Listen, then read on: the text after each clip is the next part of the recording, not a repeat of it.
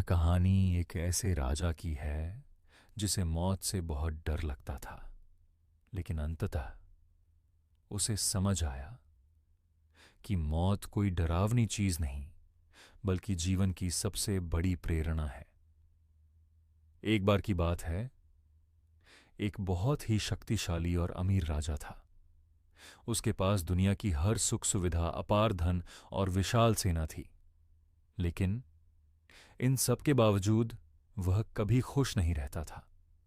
उसे हमेशा एक ही बात का डर सताता रहता था, मौत। राजा को लगता था कि एक दिन मौत आएगी और उसका सारा साम्राज्य, धन दौलत और खुशियां उससे छीन लेगी। इस डर की वजह से उसने अपने महल की सुरक्षा इतनी कड़ी कर दी थी कि परिंदा भी पर न मार सके। उसने दुनिया भर के सबसे बड़े वैद्यों और हकीमों को बुलाया ताकि कोई उसे अमर होने की दवा दे सके, लेकिन सबने यही कहा कि मौत तो एक अटल सच्चाई है। एक दिन राजा के राज्य में एक बहुत ही ज्ञानी सन्यासी आए।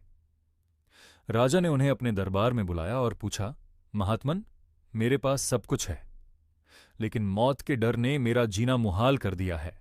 क्या आपके पास मौत से बचने का कोई उपाय है? सन्यासी मुस्कुराए और बोले, राजन, मौत से तो कोई नहीं बच सकता, लेकिन मैं तुम्हें मौत का डर खत्म करने का एक उपाय जरूर बता सकता हूं।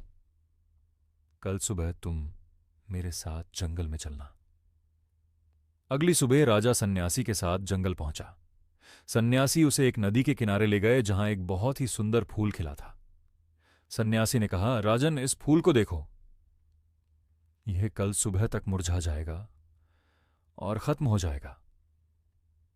क्या यह फूल इस बात से डरा हुआ है कि वह कल नहीं रहेगा?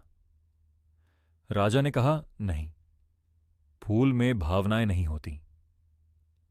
सन्यासी ने कहा, भावनाएं तो हैं राजन, पर यह फूल अपनी मौत से इसीलिए नहीं डर रहा क्योंकि यह जानता है कि इसका जीवन चाहे सिर्फ एक दिन का हो, लेकिन यह एक दिन भी पूरी खूबसूरती और खुशबू के साथ जिएगा। मौत जीवन का अंत नहीं है, बल्कि यह तो एक याद दिलाने वाली घंटी है। ये हमें याद दिलाती है कि हमारे पास समय सीमित है। अगर इंसान अमर होता तो वह कभी किसी काम को आज नहीं करता, सब कुछ कल पर टाल देता।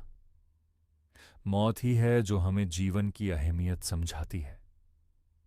तुम्हें मौत से इसलिए डर लग रहा है क्योंकि तुमने अब तक अपनी दौलत अपने लिए ही इकट्ठा की है, दूसरों के लिए कुछ नहीं किया। अगर तुम इस सीमित समय का इस्तेमाल अच्छे कर्मों के लिए